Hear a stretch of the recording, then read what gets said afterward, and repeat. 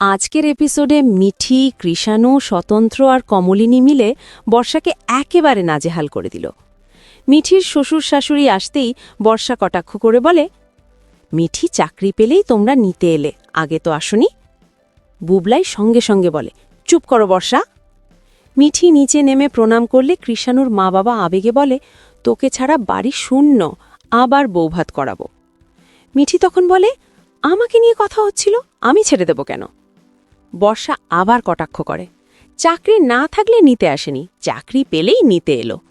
মিঠি দৃঢ়ভাবে বলে, বর্ষাদি, আমার আর কৃষাণুর বকারে তুমি কথা বলবে না, আমার নিজের বোধ আছে।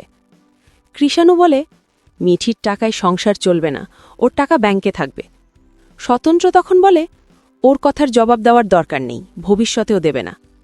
কমলিনী যোগ করে, তুমি এভাবে বললে ওরা আসতে চাইবে না। বর্ষা রেগে বলে, না আসুক, তাতেই ভালো।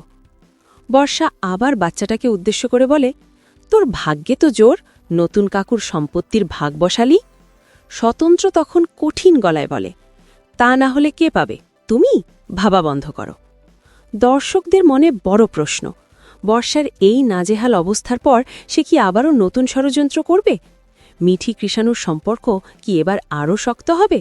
স্বতন্ত্র কমলিনীর দৃঢ় অবস্থান কি পরিবারে শান্তি ফিরিয়ে আনবে? আপনার মতামত কমেন্টে জানাতে ভুলবেন না, আর ভালো লাগলে আমাদের চ্যানেল সাবস্ক্রাইব করে পাশে থাকবেন।